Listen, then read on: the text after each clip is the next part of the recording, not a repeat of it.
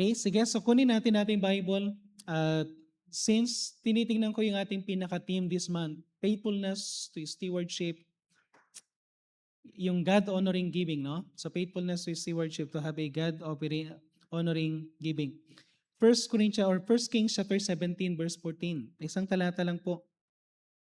Okay, First Kings chapter 17 verse 14. Isang talata, 2 points. Amen? sabi ng anak ko, yes. Pero lang, First Kings chapter 17. First Kings chapter 17 verse 14. Pwede tayong tumayo lahat?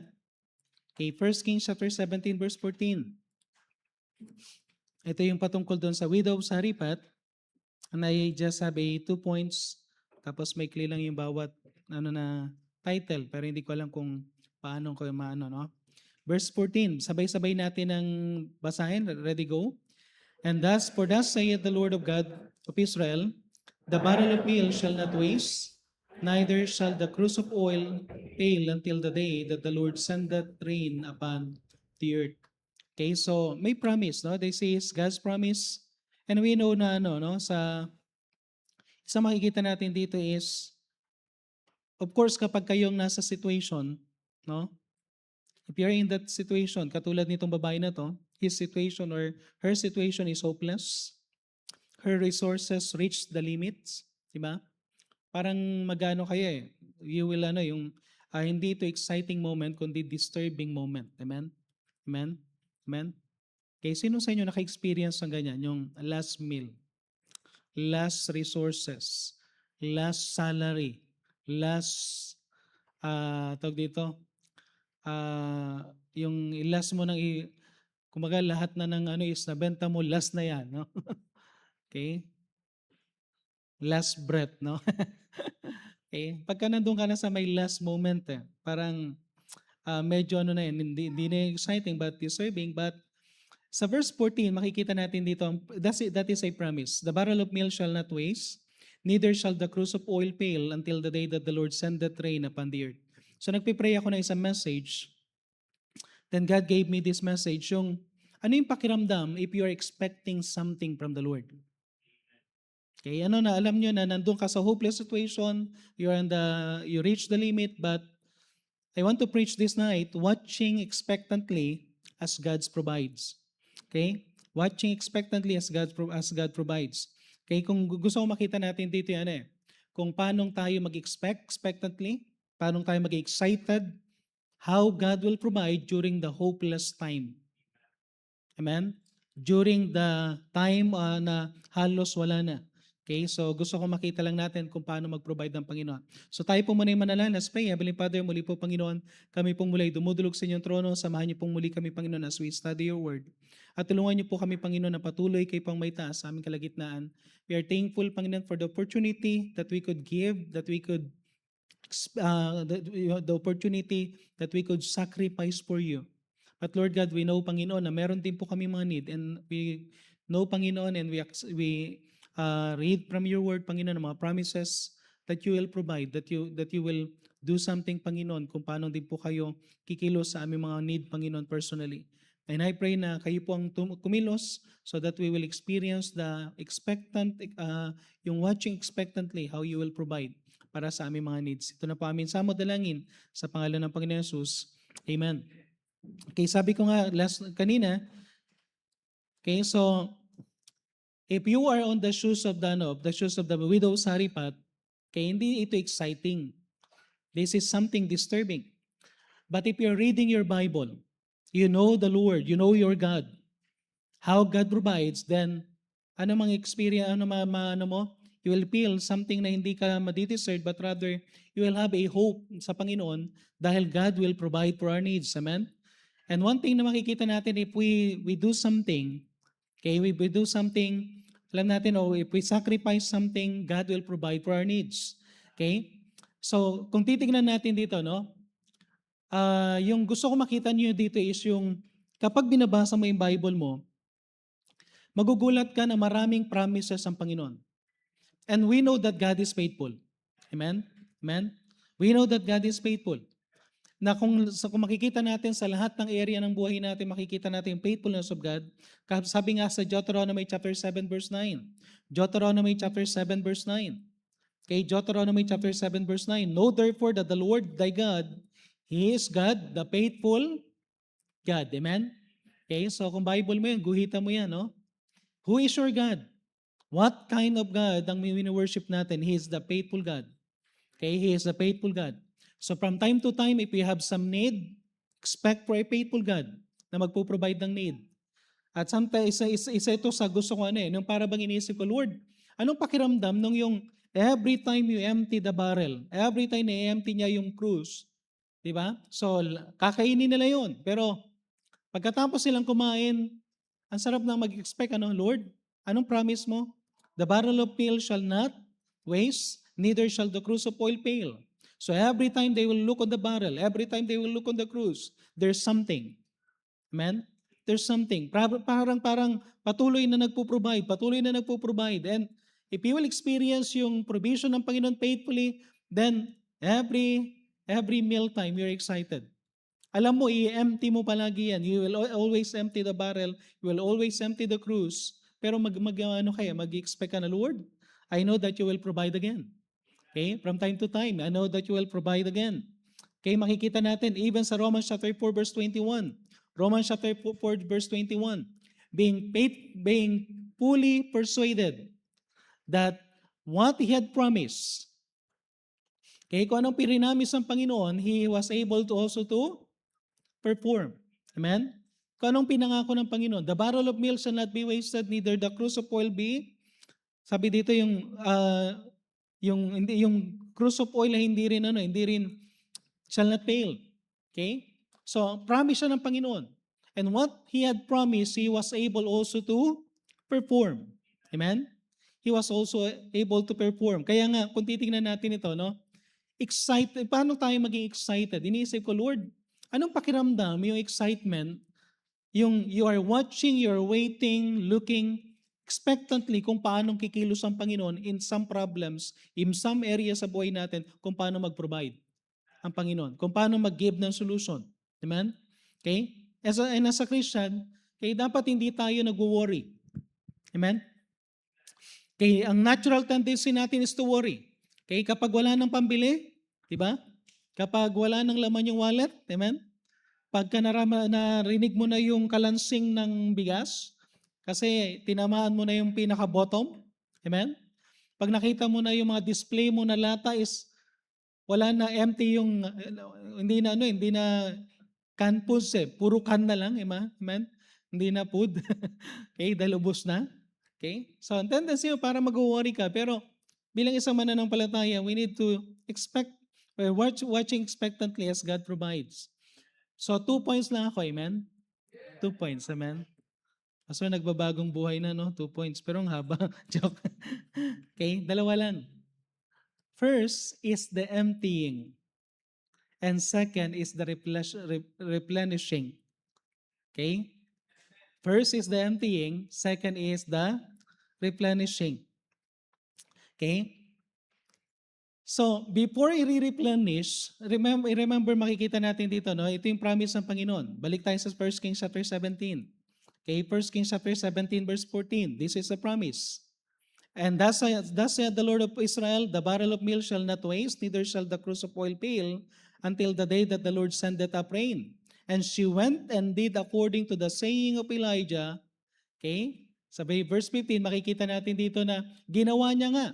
Niluto niya yung pinaka-last meal. She gave a portion kay Elijah, tapos yung 2/3 nun, kinain nilang mag-ina. Then ano sabi ng Bible? And she and he and her house did eat many days. She, saka si Elijah, saka yung kanyang anak, did eat many days. Okay? So before replenishing, tandaan nyo to, every time God wants to replenish something, God wants first to empty yung mga bagay na meron tayo. Hindi natin experience yung replenishing because we don't want to empty. Ayaw natin yung emptying. Pero ang gusto ng Panginoon is, gusto niya ma-experience natin yung emptying. Bakit? Ano yung pinaka-ano natin sa emptying doon sa title natin? Okay? Next time, pag maglalagay kayo ng title, Fred, mas maganda lakihan nyo lang ha. Huwag niyong tipirin, hindi naman mahal yung space. Amen? Okay? The emptying. Balikan natin yung title ko lang kanina. Sa the emptying, gusto ko makita niyo dito sa portion na to, the emptying, although this is something na mahirap sa atin. This is something na uh, para bang very challenging, how you will empty yourself. Amen? Pero dito sa portion na to, God is expectant of our faith. Kung gaano tayo ka-expectant sa provision ng Panginoon, ang natutuwa ang Panginoon is He is expectant in our faith. Okay? Ang isang bagay na gusto niya makita is paano mo gagawin, how you will trust Him. So God wants to see how you will put your faith in Him. Yun ang pinakagusto ng Panginoon eh. Gusto ng Panginoon kung paano mo ipapakita. At excited siya. No? Kanina habang kaya ito yung naging message ko kasi kanina, inabot ni Brother Marlon kahapon yung 15 hindi 17 ngayon, last Monday. Okay, Monday, binigay ni Brother Marlon yung allowance. So nakalagay yun sa envelope. Hindi ko na galaw yun ng Monday and Tuesday, pero kanina, nilagay ko na lahat dun sa envelope. So, literal, emptying, amen? Emptying. Okay? And sometimes kapag ka nag-empty ka, nagkakaroon ka ng, you're doing something, emptying ka sa sarili mo. At the same time, tinitingnan mo yung faith. Then, iniisip ko pa, yung commitment ko na 300,000, meron pa akong iniisip na maliban dun sa aking binibigay na 105% ng aking allowance, magkakaroon pa ako ng another pinagpipray na ibibigay. Pero isang inisip ko every time na ginagawa ko to, sa puso ko parang, and I know na ganun din kayo, every time you sacrifice for something, merong something na para bang it's hurting you in some way, hindi yung hurting na masakit na kundi parang, parang something na nahihirapan tayo. Hindi ganun kadali every time you sacrifice something for the Lord. Okay? Kasi yan ang pinakamahirap, yung emptying. Ang pinakamasarap yung replenishing. Ang pinakamaganda yung paano mag-provide ng Panginoon, pero ang pinakamahirap is the emptying. But in some way, kakaiba pala, no? Yung emptying which is hard in our part, very hard in our part, hindi ganun para bang hindi something na kundi sacrifice in our part, but in the part of the Lord, God is expecting. God is glorified, God is excited. Kung gaano tayo ka-excited, no? Kung gaano tayo ka-excited sa replenishing, God is excited in emptying. Yun ang gusto ko lang sabihin. Na-excite ang Panginoon. Luke chapter 7 verse 7. Tingnan yung sinabi sa Luke chapter 7 verse 7. Okay? Ito yung isang servant, ito yung centurion. Sabi niya, wherefore neither thought I myself worthy to come unto thee. Sabi ng centurion, meron akong servant na may sakit. At sabi ng Panginoon, sige, pupunta ako sa bahay mo. But ang sabi ng centurion, I'm not worthy for you to come into me. Sabi niya, but say a word and my servant shall be healed. Say a word and my servant shall be healed. At tingnan niyo kung gaano ka-excited ang Panginoon, kung gaano natuwa ang Panginoon sa verse 9. And when Jesus heard these things, He marveled at him and turned him about and said unto the people and followed him, I say unto you, I have not found so great, no, not in Israel. Na-imagine mo yung time na yan, no? Na nagkaroon ng faith itong tao na to, anong ginawa ng Panginoon? Para bang sinabi niya, bigla siya lumingon, sa wakas, meron din kahit isa. Amen? At hindi ko yan nakita sa bayan ng Israel. Para masabi ng Panginoon, siguro kung ikaw ang Panginoon, you are always looking for somebody that will trust you with so great faith na katulad ng lalaki na yan. And sometimes we fail to have faith in God. Sometimes we fail na magkaroon ng great faith, pero God is excited, God is looking for somebody na magkakaroon ng great faith sa Panginoon, that every time He saw somebody, sasabihin niya, salamat naman, meron at least isa. Meron na naman ako nakitang may faith sa akin. Meron na naman naka-experience. Every time na meron tayong gagawin, sabi niya, I have not found so great faith. No, not in Israel. Okay? What excites God the most is when you put your great faith in God. Hina-excite tayo sa provision ng Panginoon. And natural yan, tao tayo. Na-excite tayo every time na may gagawin gusto natin, may miracle na gagawin ng Panginoon sa buhay natin. We want some provision, we want some miracle, and we are excited kapag sasabihin natin, Lord, this is your promise. This is your promise. Pero sabi ng Panginoon, gawin mo muna yung ginawa ng babae. And she went and did according to the saying of Elijah. Amen? Amen? Okay? So na-excite ang Panginoon. So, He wants to show His power. Tingnan nyo mabuti, marami itong mga verses na to na madalas ko na nababanggit. 2 Chronicles chapter 16 verse 9. 2 Chronicles chapter 16 verse 9. Ano yung sinabi ng Panginoon dito? Isang bagay na makikita natin dito, God is excited to show His power. God is excited to show His what He can do. Sabi niya dito, for the eyes of the Lord run to and fro throughout the whole earth to show Himself strong.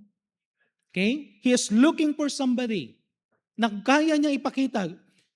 Para bang sinasabi ng Panginoon, gusto mong ipakita ko sa iyo kung gaano ako kalakas, gaano ako kakapangyarihan, gaano ka-imposible, yung kaya kong gawin yung imposible maging posible. Ang sabi ng Panginoon, He wants to show Himself to us kung gaano siya ka-powerful. Pero He is looking for somebody with perfect heart. Ibig sabihin, yung ready heart to believe Him. Yung walang doubt sa kanyang gagawin. And sometimes ang problema natin kuminsan is meron tayong nagda-doubt tayo. Amen? Amen? Pero ulitin ko, what excites God the most is our faith. Amen? So yung nagbibigay tayo ng excitement sa Panginoon, ulitin ko, nung ginagawa ko itong message is, Lord, I want to see how excited we are kung paano ka mag-provide. Kaya nga ang title natin is Watching Expectantly as God Provides. Pero habang ginagawa ko to, parang inano ng Panginoon na, I want you to also to see how I am excited sa inyong great faith. Sa akin. Okay? So makikita nyo, tinignan nyo yung mga commendation ng Panginoon. Genesis chapter 18 verse 18. Puro verses ito. Genesis chapter 18 verse 18, saying that Abraham shall surely become a great mighty nations, and all nations of the earth shall be blessed in him. For I know him. Ano sabi ng Panginoon? Di ba excited ang Panginoon? Because He looked for somebody. During that time, wala siyang makitang tao na katulad ni Abraham. Okay? During that time, wala siyang makitang katulad ni Abraham. Bakit naging chosen nation yung bayan ng Israel? Makikita niyo yung mga tao na nandito katulad ni Abraham, siya yung napili na because of his faith. For I know him that he will command his children and his household after him, and they shall keep the way of the Lord to do justice and judgment, that the Lord may bring upon Abraham that which he hath spoken of him. Okay? Makikita natin dito na if we have a great faith, natutuwa ang Panginoon. Okay? Nag-glorify ang Panginoon. God is excited. For example, every time we listen to the preaching, every time na nagkakaroon ka ng personal devotion, tapos may nakita kang promise, God is excited kung anong gagawin mo. Will you believe His promise? Will you do His command? Will you believe His yung kung meron siyang i-ano sa'yo? Tingnan nyo kung paano kinomen ng Panginoon si Job. Job chapter 1 verse 8, 2 beses kinomen ng Panginoon si Job. At ang sabi niya kay Satan, grabe no? Ano yung itsura nito? Kung titignan niyo yung usapan na to, pinagmamalaki ng Panginoon si Job kay Satan. Amen? Sabi ng Panginoon, the Lord said unto Satan, hast thou considered my servant Job? Tayo kaya, pinagmamalaki kaya tayo ng Panginoon? Nakita mo yung Kristiyano na yun, how great faith meron siya? Nakita mo kung paano magkaroon ng faith itong tao na to? Parang sarap kapag kayong sinabi ng Panginoon, grabe ganda ng tawag dito yung ginawa niya. Parang something na parang na-excite ang Panginoon for somebody na merong gagawing faith sa kanya na kakaiba. Kaya sabi ng Panginoon kay Satan, hast thou considered my servant Job? That there is none like him in the earth? Grabe. Walang katulad, amen? Iba yata ang mga alam ng mga tao ngayon, lalo ng mga naliligaw. Yung kanta na walang katulad, no? Okay? that there is none like him in the earth, a perfect and upright man, one that feared God and eschewed evil. Sa Job chapter 1, makikita nyo dito, sinubukan ng Panginoon, sinubukan ni Satan, inalaw ng Panginoon si Satan to test Job. Anong nangyari dyan? Lahat ng kanyang ari-arian nawala. He lost everything, even their sons and daughters. Lahat, no? Pero alam nyo, pagkatapos ng Job chapter 1 verse 8, tragic yan. Pagkatapos nun, Job chapter 2 verse 3, bumalik si Satan. Tingnan nyo sa Job chapter 2 verse 3. Pagbalik ni Satan, and the Lord said unto Satan, hast thou considered my servant Job? Grabe no, sabi. Katatapos lang ng trahedya na nangyari kay Job. Katatapos lang nawala lahat sa kanya, tapos nawala pati mga anak niya, sabi niya, Satan, hast thou considered my servant Job? That there is none like him, a perfect and upright, one that feared God and eschewed evil, still he holdeth fast his integrity. Kahit na may nangyari na sa kanya, kahit na wala na lahat, still he hold fast his integrity. Amen? Grabe no? Although thou movest me against him to destroy him without cause. Dahil sa inalaw kita na ma-destroy siya, pero sabi ng Panginoon kay Satan, no? Alam nyo, every time na tayo ay pumapasa sa test ng Panginoon, sometimes hindi nag-glorify ang Panginoon. If God allows testing in our life, tapos quit kagad tayo. Amen? Okay? Halimbawa, may testing na sa'yo, may wala ka na sa church. May wala ka na sa ministry. Why? Wala ka talagang faith sa Diyos. If you know your God, you will put your faith in Him. If you know your God, you will not be, hindi ka ma-open sa Panginoon. Nakaka-open ba ang Panginoon? Kung ikaw si Job, hindi ka ma-open? Amen? Lord, bakit sa lahat ng tao? Sana kinuha mo na lang lahat, wag lang yung mga anak ko. Pero hindi na open si Job. Amen? Amen? Grabe, no? Yung emptying na ginagawa ng excited ang Panginoon. Excited ang Panginoon kay Elijah. Kaya tingnan yun, nung si Elijah, sabi niya, excited ang Panginoon doon sa widow of Sarephat. Balikan natin 1 Kings chapter 17, verse 15. Okay, tinignan ng Panginoon. He is very excited when Elijah went to Sarephat. Tapos kausap niya yung widow. Ang sabi ng Panginoon, sabi ng Panginoon kay Elijah, sabihin mo yung promise ko, for thus said the Lord God of Israel, the barrel of milk shall not waste, neither shall the cruse of oil fail until the day of the Lord send the rain upon the earth. Ang sabi sa verse 15, and she went and did according to the saying of Elijah. Ano yung isang bagay na sabi niya? Hindi ako nagkamali. I sent Elijah to that person kahit na last meal, and yet she did according to the saying of Elijah. Amen? Amen? Tanong kapag may pinapagawa sa atin ng Panginoon, sometimes mahirap. Sometimes hindi mo na alam kung paano ang gagawin mo, but just have faith in God. Amen? Hindi mo alam na natutuwa ang Panginoon every time na ginagawa mo yan. Ano sabi ni David? 2 Samuel chapter 24 verse 24. And the king said unto Arauna, binibigay na ni Arauna sa kanya yung field. Pero sabi ni David, nay, but I will surely buy of thee at a price, neither will I offer burnt offering unto the Lord my God, of that which does cost me nothing. Ano yung sabi ni David?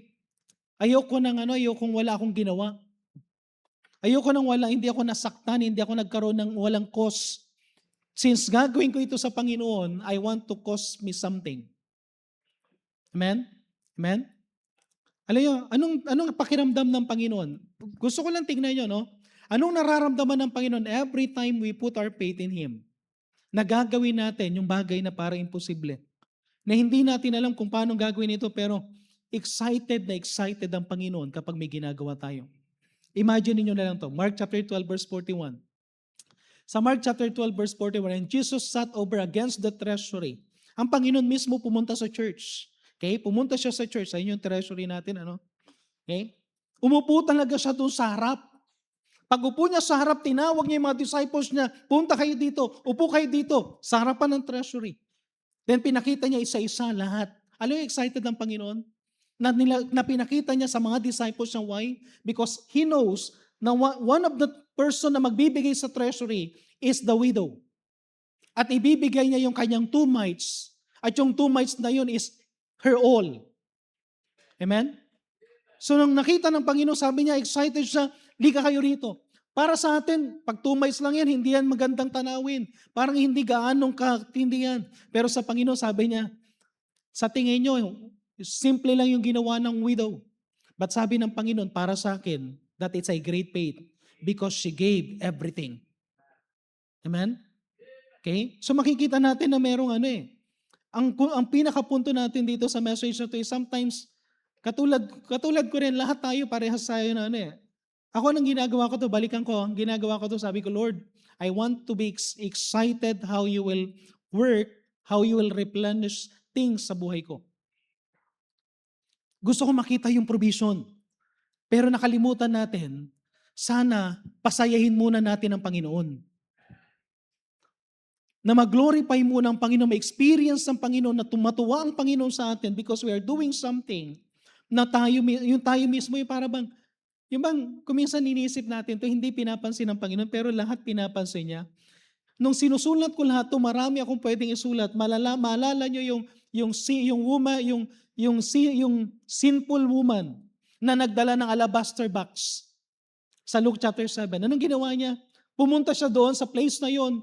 Hinihintay siya ng Panginoon. At nung siya ay nagbasag ng alabaster box, sabi ni Judas, sayang. Sana binenta na lang at binigay sa mahihirap. Sana nilagay na lang para makagawa tayo ng maraming mga projects sa government. No? Diba? Okay? Sayang. Pero, sabi ng Panginoon, hindi nyo naintindihan. I am excited, I am overwhelmed, I am happy dahil yung babae na yun, she sacrificed a precious ointment para sa kanya. Nakukuha niyo ibig sabihin na hindi natin napapansin ang Panginoon. Tandaan natin God is not just para bang inisip natin. We are human. We know how to feel. We know how to yung may emotion tayo. Remember, may emotion tayo because God has an emotion. Kung paano tayo maging masaya, ang Diyos gusto niya rin maging masaya. Kung paano tayo malungkot, ang Diyos nalulungkot din. And every time we want to be gusto natin maging masaya, gusto natin magkaroon ng something expectant tayo. Nag-expect din ng Panginoon sa atin. May gusto rin ng Panginoon na gusto niyang gawin natin. Lahat tayo in-expect niya. Okay? He is very happy na nakita niya si Joseph or Barnabas. Anong ginawa ni Barnabas? Nung merong need, nilagkaroon ng need, pwede namang mag-provide ang Panginoon. Pero during that time na may need, anong ginawa niya dito? He sold a land, brought the money and laid it to the apostles' feet para sa need during that time. And during that time, makikita natin ang Panginoon siguro, hindi ko alam, every time na may gagawin ng mga disciples, every time na may gagawin yung mga tao, no? Every time si Moses sabi niya, Lord, sino ako para palayain ang bayan ng Israel? Sunod ka lang. Tinatawag kita. Lord, hindi na ako fluent magsalita. Sunod ka lang. Amen? Okay? Kuminsan ganito tayo Para bang, Lord, bigyan mo na lang ako. Huwag mo na lang akong tutusan. Huwag mo na lang akong... Lord, gusto ko ma-experience yung blessing. Pero ayoko ma-experience yung emptying. Pero ang gusto ng Panginoon, hindi natin namamalayan, ang gustong-gusto ng Panginoon is He wants to experience, He wants us na ipakita natin kung paano tayo mag-empty. Amen? Gusto ng Panginoon ma-experience natin yon. So, every yung emptying, God is expectant. God is excited sa gagawin natin. Sa number 2, replenishing. Replenishing Christians are expectant or excited on God's provision. Of course, pag nakita na natin na ang Panginoon meron siyang dito yung nag-sacrifice tayo. Okay? Sabi ko nga, kapag yung binigay sa akin ni allowance ni Brother Marlon, tiyak yun, meron pang kulang Okay? Kulang pa yun. Iniisip ko, Lord, may mga pagkakataon na para bang As a human, may tendency tayo kuminsan na kailan ka namang may gagawin para sa iyo.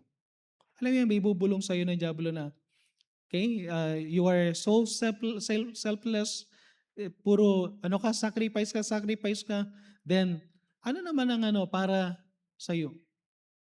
Then God reminded me na sabi ko, Lord, kapag ginagawa ko pala 'to, nagkakaroon ka ng joy, na-experience mo yung tawag dito, yung nagkakaroon ka ng excitement to say how I will every month, kung paano ko ilalagay sa sobre yan. Kung paano ko ipupulfill every commitment na sinabi ko. Kayang-kaya ng Panginoon. Then ang replenishing, madali na lang. Ito na lang yung replenishing. Sa verse 15, and she went and did according to the saying of Elijah, and she and he and her house did eat many days. Amen?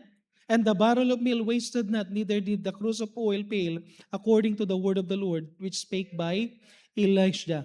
Para bang ganito? Parang sinasabi ng Panginoon sa widow of Sariphat, parang sinasabi ng Panginoon, walang imposible sa akin. I can do everything, even impossible things, but I will not do the impossible things unless you obey first, unless you have faith first. Para bang ganito? Ini-expect ng Panginoon, gusto natin ng replenishing, then sabi ng Panginoon, emptying muna. Amen? Amen? Parang ano? Okay pa ba kayo? Hirap kasi ng emptying, you know? Pero ulitin ko, ang emptying, that is the time na nag-glorify ang Panginoon. At once na nagkaroon na yung excitement natin, nagkaroon na excitement ng Diyos, tingnan niyo to, no? Psalms 34 verse 10. Psalms 34:10. The young lions do lack and suffer hunger. Okay? Alam natin yung mga hayop kapag 'di ba yung may konti lang yung mga hayop na talagang pinapakain nila yung talagang yung mga anak nila. But even though yung young lions na madalas yung kanyang mga magulang bibigyan yan habang bata yan. But there are times that they lack something. Pero ano sabi ng Panginoon? But they that seek the Lord shall not want any good thing. Ano yung sinabi sa Psalms 43? Diba? Psalms 23, the Lord is my shepherd, I shall not want. Okay? Kaya ng Panginoon i-provide. Philippians 4:19, but my God shall supply all your need. Okay? So alam ng Panginoon yung need natin. And He will supply. Miraculously. Excited, no? Excited ang Panginoon na makita yung faith mo. At the same time, excited din tayo na makita ang pagkilos ng Panginoon. Alam nyo, once na ginawa natin na nag-excited tayo sa emptying, tingnan nyo sa Hebrews chapter 11 verse 17, si Abraham, ano sinabi ng Panginoon kay Abraham? Sa Genesis chapter 22, di ba sabi ng Panginoon, bigay mo sa akin ang kaisa-isa mong anak, thy only son, whom thou lovest. Grabe, no? Parang grabe ang Panginoon eh. Kuminsan pagka nag-request, Lord, hindi na lang ba yung pasaway? No? Pwede bang yung pasaway na lang na anak? Lord, pwede bang yung kapitbahay na joke? Wag na lang yung kaisa-isang anak. Okay? Pero ito makita natin, kaisa-isang anak, whom thou lovest. Pero anong ginawa ni Abraham? He is willing to give Isaac. Anong ginawa ng Panginoon? Sabi dito, by faith Abraham, because he is excited na makita natin na pinakita pa rin ni Abraham, sabi dito, when he was tried, offered up Isaac, and sabi dito, and he had received the promise, offered up his only begotten son, of whom it was said, tingnan niyo mabuti dito, that Isaac shall be seed, behold, and accounting that God was able to raise him up even from the dead. Okay? Every time you do the emptying, once na nagawa mo yung emptying, you are confident that God will do something. Because Abraham is willing to give up his son, Abraham is confident that even Isaac will die, God is able to raise him from the dead. Alam niyo isang bagay na dito? Hindi ka excited. And by the way, maraming Kristiyano hindi excited how God will work because he knows that God will not work. because hindi mo ginawa yung emptying. Pero kapag ginawa mo yung emptying, and if God is pleased, anong tendency? It will be easy yung replenishing. Amen? Though they were trapped sa Red Sea, sila Moses. Exodus chapter 14 verse 21. Exodus chapter 14 verse 21. Exodus chapter 14 verse 21. Ang sabi diyan sa may Moses stretched out his hand over the sea. Imagine mo si Moses, sabi ng Panginoon, sige, dito kayo lalakad, dito kayo dadaan. Ano sabi ni Moses? Sige, dito kami, Panginoon. Okay? Tapos nung nandun na sila sa Red Sea, biglang hinabol sila ng Pero. Amen? Okay? May experience mo na sino yung tinatawag natin na Red Sea moment? Sino sa inyo nakaranas ng tinatawag na Red Sea moment? Pastor, ano yung Red Sea moment? Yung wala ka ng tatakbuhan. Amen? Yung ka na, dead end ka na. You experience being dead end. Okay? Wala na. Kahit na anong gawin mo, wala ka nang pwedeng mapuntahan. So na-experience natin sometimes yung Red Sea moment.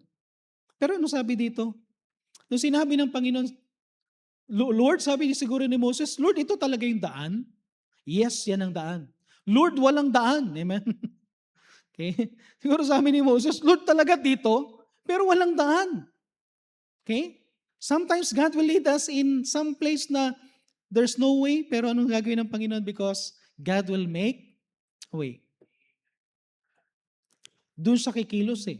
Kaya sabi ng Panginoon, just itaas mo yung stretch mo yung stretch out mo yung hand mo together with the rod. Anong nangyari dito? When Moses stretched out his hand over the sea, and the Lord caused the sea to go back by strong wind all that night and made the sea dry land, and waters are divided.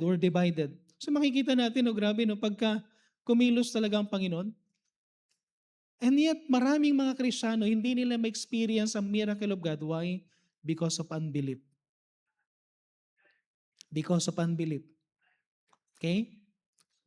You cannot see that God will make a way kung hindi ka susunod sa isang place na walang way. Okay, paano gagawa ang Panginoon ng way kung merong way? Paano kikilos ang Panginoon kung kilos ka ng kilos, ayaw mo ang Panginoon ng kumilos? Hindi makakilos ang Panginoon kasi gusto ng Panginoon ilagay ka sa dead end. Ipa-experience sa iyo isang place na wala kang ibang matatakbuhan kundi ang Panginoon. Okay? Kaya kung minsan, yung emptying is God's way para magkaroon tayo ng total dependence sa Kanya. Amen? And sometimes, inaalaw ng Panginoon na lahat ng mga bagay na yan, sometimes sasabihin sa iyo ng Panginoon, sige, magtiwala ka sa akin, ibigay mo muna to. Magtiwala ka sa akin, sumunod ka muna. Magtiwala ka sa akin, Lord, hindi kita maintindihan. Kung tatanungin natin ang Panginoon, Lord, hindi kita maintindihan sa sinasabi mo. Siguro kung sasagot ang Panginoon, sasabihin niya, hindi mo ko kailangan intindihin. Kailangan mo lang akong sundin. Amen? Hindi mo kailangang intindihin palagi ang Panginoon. Kailangan mo lang siyang sundin.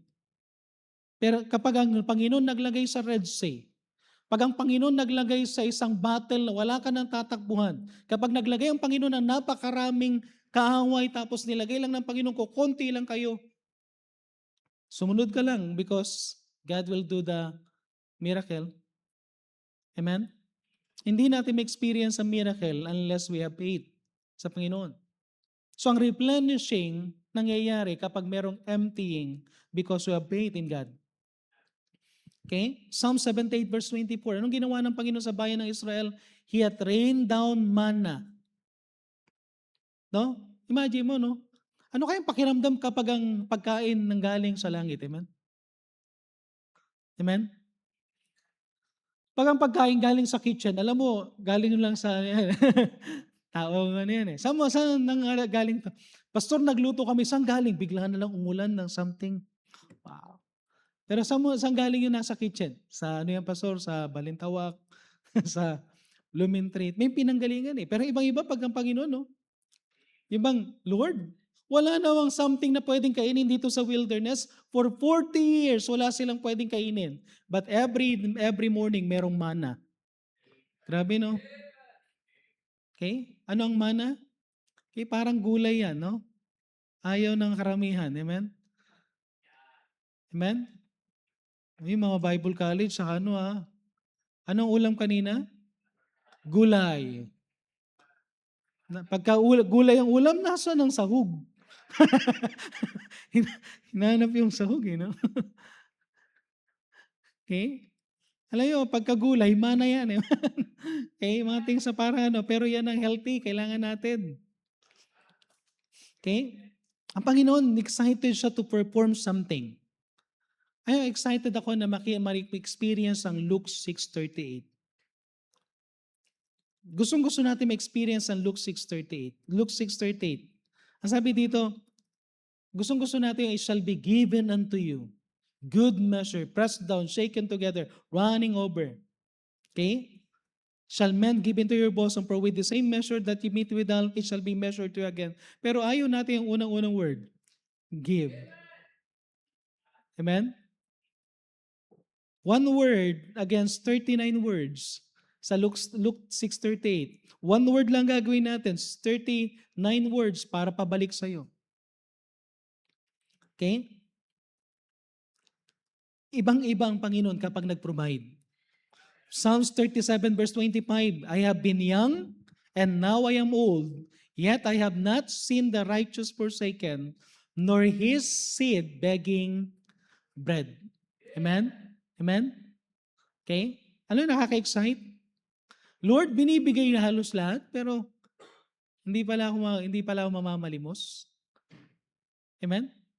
Pag may ginawa ka sa Panginoon, hindi ka niya hayaan. Okay? Matthew 6:31. Matthew 6:31 to 33. Therefore, take note of saying, what shall we eat? Sino sa inyo worried kung anong almusal bukas? Okay? Sinong worried kung anong kakainin mo next week? Meron pa bang pagkain next week? Meron pa bang budget? Brother Marlon, may budget pa ba? May general fund pa ba tayo? Okay? What shall we drink? Wherewithal shall we be clothed? Ano sabi dito? Verse 32, ang ganda ng verse 32. For after all these things do the Gentiles seek. Every person is seeking for these things na need. But ang sabi sa Bible, for your heavenly Father knoweth that ye have need of all these things. God knows your needs. God knows your needs. Pero ano sabi ng Panginoon? But emptying first. Amen? Okay? But seek ye first the kingdom of God and His righteousness, and all these things shall be added unto you. Emptying first, and all these things shall be replenished unto you. Sometimes we do not want to obey. Okay? So yung emptying dito, hindi yung binibigay mo lang You need to empty your pride. You need to empty yung ano natin, yung sin natin, tanggalin natin yung mga things na unnecessary in our life. You need to empty yung confidence mo to yourself, confidence mo sa lahat ng bagay na meron sa iyo. I-empty mo yung sarili mo na maging submissive. And God will replenish. Kuminsan kulang tayo sa emptying sa buhay natin. Kaya walang gaanong replenishing. Okay? 2 Corinthians chapter 9 verse 8, dalawang talata na lang, God is able to make all grace. God is able to make all grace toward you or abound toward you, that ye always having all sufficiency in all things may abound to every good work. Okay? 2 Corinthians 9:8.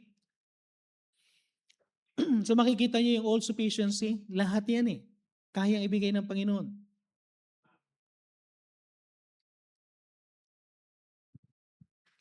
Okay? Hindi tayo magkukulang. Sa Deuteronomy chapter 2 verse 7 bilang pangwakas na verse, for the Lord thy God hath blessed thee in all the works of thy hand. He knoweth thy walking through his great wilderness. These 40 years the Lord thy God hath been with thee. Thou hast lacked nothing. Ano yung, okay? Para ma-appreciate nyo lang yung Deuteronomy chapter 2 verse 7 40 years, they lack nothing. 40 years, God provided everything. Pero tandaan nyo, disobedient sila during that 40 years. During that 40 years, they are not worthy. During that 40 years, isa-isa silang namamatay because of disobedience. But God is still faithful. How much more kapag hindi tayo disobedient? How much more kung hindi tayo disobedient? Alam nyo, okay na yung okay yung Lord, thank you for your mercy. Pero ang mercy, binibigay ng Panginoon. Alam nyo kung kailan? Hindi tayo worthy, kaya ang natatanggap lang natin ay mercy. Pag binibigay din sa atin yung grace, medyo konting ka na pero you are still not worthy, kaya binibigay sa atin ang mercy and grace. Pero ibang-iba ang binibigay ng Panginoon yung favor. Alam nyo, I thank God for His mercy. I thank God for His grace. But I want to experience the favor. Yung favor because yung ginawa mong emptying, tuwang-tuwa ang Panginoon. At once na natuwa ang Panginoon, hindi ko alam kung ano yung word na emptying sa'yo ngayon. It might be na ang emptying is you need to give something to the Lord. The most things that you love the most. Ano yung Isaac mo? It may be ang Isaac mo yung ambition mo. It may be yung Isaac mo is yung thinking mo. Ano yung purpose mo? Lord, gagawin ko lahat para sa anak ko. Alam niyo, tandaan niyo to. Sabi ng Panginoon, He that hated not his father and mother and sister and sons and daughters, lahat na Pag sinabi yung word na hated, hindi ibig sabihin na kamuhian mo sila. Ang ibig sabihin is to love them less. Tingnan niyo yung word na hate doon. Ayan is love them less. Na ibig sabihin, you need to love God the most. And sometimes, hindi natin mahal talaga ang Diyos, mas mahal natin ang sarili natin. It might be ang Isaac sa buhay mo, ikaw mismo. Lord, ayokong mag-witness kasi iitim ako. Grabe, no? Ang Isaac mo, yung kaputian mo. Paano sasabihin ng Panginoon, willing ka ba na i-give up yung kaputian mo para lumabas? Amen? Amen? Okay? Hindi ko alam kung ano ang Isaac mo. It might be ang Isaac mo is Ang Isaac mo is your boyfriend. Uy, may kakasal sa Friday.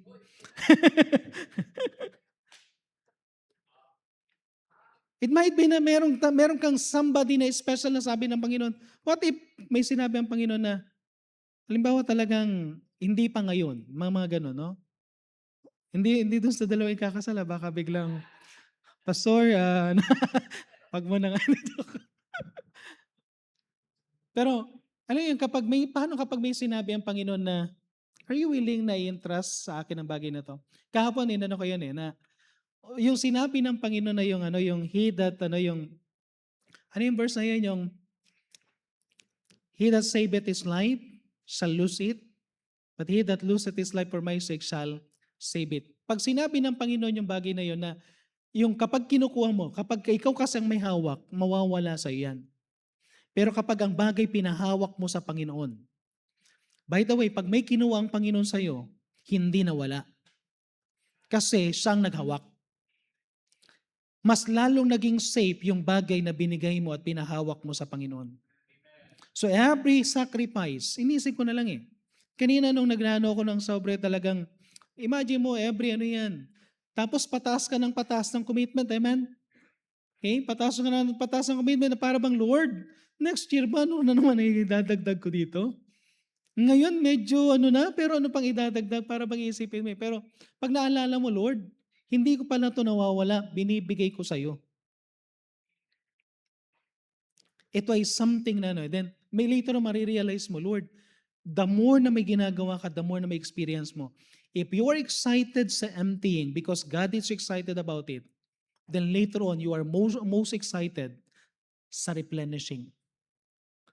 Kasi kung hindi ka nag-withhold sa Panginoon, God will not also withhold something. Dahil ikaw mismo hindi ka nag-withhold. Ang Diyos sasabi niya, kung ikaw nga hindi nag-withhold lalo ako. May gagawin ako ng higit. So the greater our emptying, the greater the replenishing. Pastor, bakit ko konti ang replenishing ko? Kasi konti rin yung emptying. Amen? Okay? Kayo mga Bible College, pumunta ba kayo dito para maging ma-prepare para sa ministry? Okay?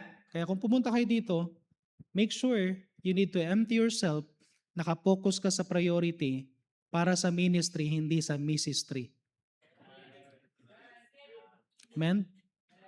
Make sure na ikaw ay nasa evangelism, hindi sa evanggeligaw. Amen? Amen? Amen? Hindi. Sabi mo, gusto mo mag-prepare, tapos nagkaroon ka lang ng crush. Tapos nag-crush ka na. Hindi ka na tumuloy because you are discouraged dahil pinigilan ka, ayaw mo na kagad. Kaso sa iyo yun. Pero nandun muna yung emptying. And once na pinahawak mo yan sa Panginoon, grabe no, Lord, ikaw munang bahala sa Kanya ha. Grabe no. Pag pinahawak mo siya sa Panginoon, anong tendency? Balik na lang yan pagka prepared ka na. Maganda yung, Lord, ayaw kong pilitin ha. Yung bang, hintayin ko yung ikaw magbibigay. Amen? Amen? So do you want to experience replenishing? Do the emptying. We are excited sa replenishing, but God is excited in every emptying thing na ginagawa natin. The greater the emptying, the greater the replenishing. So hindi ko alam kung saan ano yung sinasabi ng Panginoon na empty mo. Kung bisyo yung kailangan mong i-empty, grabe, no? Ikaw din ang makikinabang kasi pagka bisyo ang give up, magiging healthy ka. Hahaba pa buhay mo. Amen? Amen? Amen? Okay? So maraming maraming mga bagay na Pero if you want to replenishing, dalawa lang naman yan, emptying and replenishing. We are excited about the replenishing, but God is excited sa emptying. Seek ye first the kingdom of God and His righteousness, and all these things shall be added unto you. Another version, emptying first, and God will do the replenishing. Amen? Amen? So tayong lahat tayo tumayo, magkaroon tayo ng short invitation. Hindi ko alam kung saan tayo kinuusap ng Panginoon. But this is God's encouragement to us. Every sacrifice na gagawin natin. Every sacrifice na gagawin natin. Kaya ng Panginoon na meron siya at merong gagawin. Itong relo na to, nung nabili ko to, sa si Brother Gerald. Nung binili ko tong relo na to, tawag dito, pinagpilian na nila to . Alam niyo yun? Pinagpilian, Brother Harold, no? Pinagpilian na nila, marami na nakabili ng relo, binenta ni Brother Gerald to ng 2,500. Tapos, sa akin, dahil pastor ako, may discount, amen? Diba? Pero ito, pinagpilian nila to. Hindi nila to napansin. Pero nang unang-unang tingin ko pa lang sa naiwan, hindi ko na to binitawan. Okay? Tapos pinakintab ni Brother Ding. Pero alam nyo kung anong halaga nito na ito ay Ricoh watch na Japan made. At alam nyo kung ilang taon na to? Nilabas ito 1970. Mas matanda pa sa akin. Tapos yung dial niya is tinatawag nilang Tiger Eye Stone.